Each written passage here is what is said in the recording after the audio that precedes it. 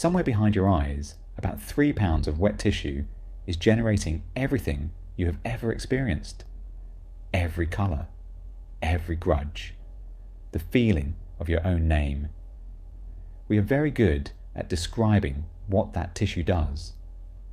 We are still remarkably bad at saying what it is, and worse at saying what to do when it goes wrong.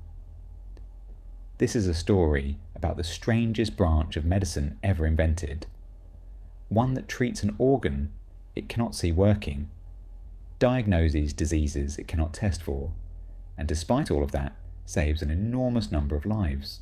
Start with the thing itself. Your brain sits in total darkness and total silence. It has never seen light. It has never heard a sound. All it ever receives are electrochemical pulses, and from those pulses it must build a world. So it does something clever. It guesses. The dominant model in neuroscience right now says the brain isn't really a camera pointed at reality. It's a prediction engine. It constantly generates a model of what should be out there, then compares that model against incoming signals and updates only where it was wrong. You don't see the room.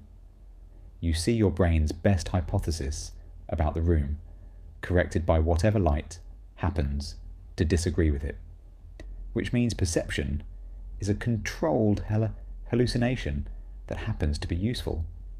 And it means that mental illness might not be a broken machine so much as a machine whose predictions have drifted, depression as a model that has learned to expect nothing, anxiety as a threat detector with the gain turned up, psychosis as prediction so strong that contradicting evidence never gets through.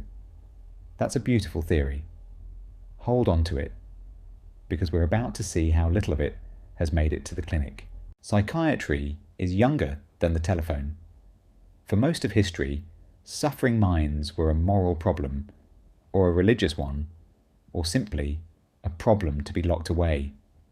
The asylums of the 1800s held hundreds of thousands of people under the theory that removal from society was itself the cure. Then in the 1950s, something genuinely extraordinary happened. A drug developed as a surgical sedative turned out to quiet psychosis. Chlorpromazine emptied wards that had been full for decades. Lithium, a salt, an element off the periodic table, turned out to stabilize mania and to reduce suicide, which almost nothing else does. These weren't small wins. They are among the more important discoveries in modern medicine. But notice the order of events. We found the treatments first.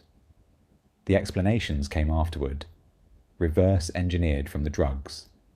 The chemicals worked on serotonin and dopamine, so the illnesses became stories about serotonin and dopamine. That's like concluding a headache is caused by a deficiency of aspirin. Then in 1980, psychiatry did something that changed everything. Facing accusations that two psychiatrists couldn't agree on a single diagnosis, the field published the DSM-3, a manual that defined mental disorders as checklists of observable symptoms. Count the boxes, meet the threshold, get the label. It worked. Agreement went up. Research became possible, insurance became payable, and it built the fault line that psychiatry is still standing on. So here is the honest audit. 5 problems from a field that mostly diagnoses them itself. Problem 1. The categories may not be real things.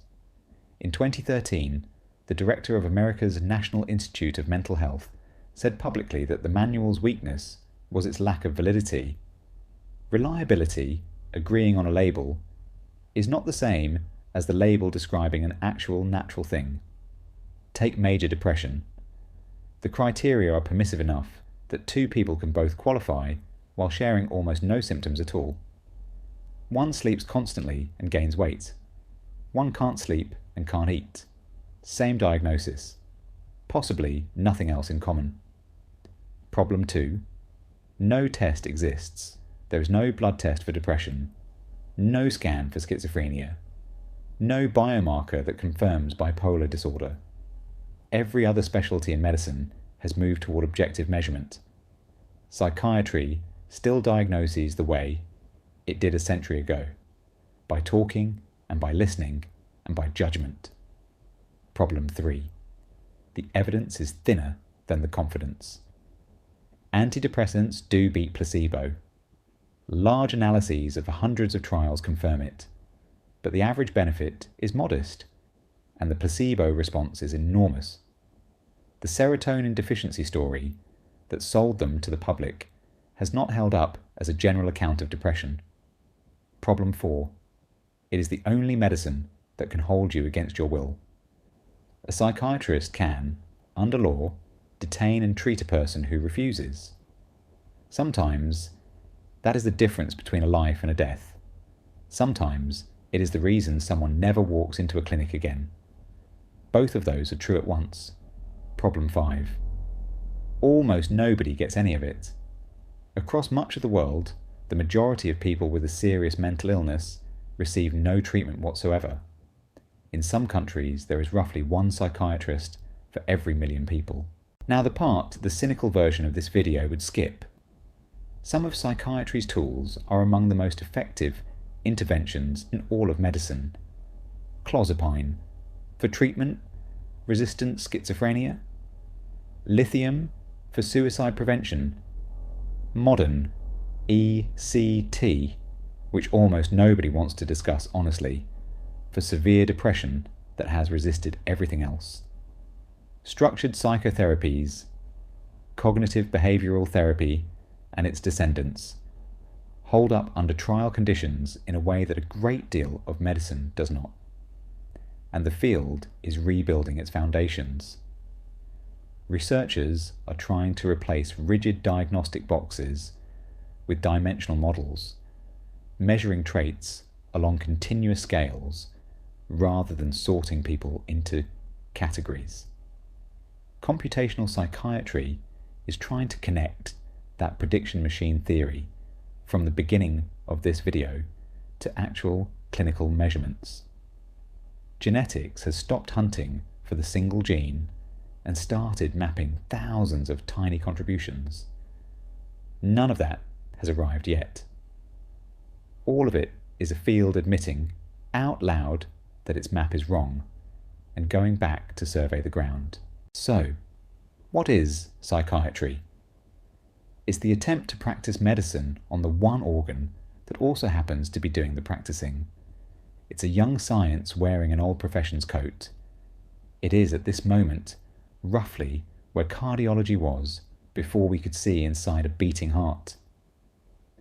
The people working in it are not fools, and they are not villains. Most of them know the map is incomplete better than any critic does. They just don't get to stop treating people while they wait for a better one. The mind built every idea you have ever had, including all the wrong ones it has had about itself. Give it time,